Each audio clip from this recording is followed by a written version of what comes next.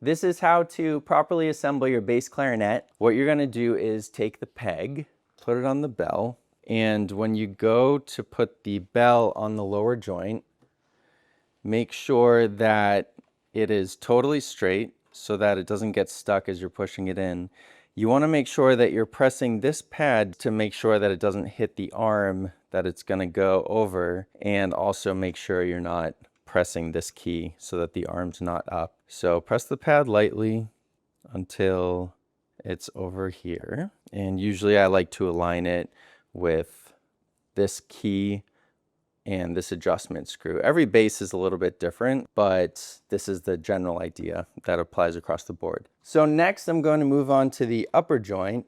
And with the upper joint, you want to make sure that you're pressing the A key, because this raises the secondary bridge connection on the upper joint.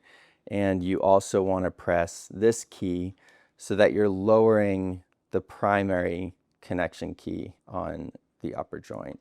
Carefully put the upper joint on the lower joint. Don't worry about aligning the bridge connections now. We just want to make sure we get the upper joint down to the lower joint.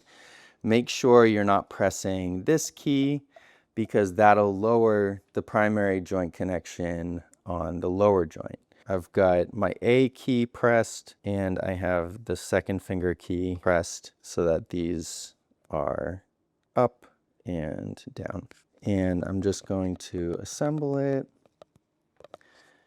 And then with these down, just lightly slide until that aligns. Now, once you've got it together, you want to just check the 1-in-1, make sure that there's a little bit of movement in this pad, just a tiny bit, so that you know that once it's together, the right hand is sealing. Next, I'm going to go on to the neck. You want to put the mouthpiece on the neck first.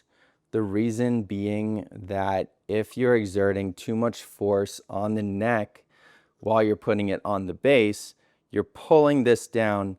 Sometimes I can actually break this solder joint if you're not doing it really carefully.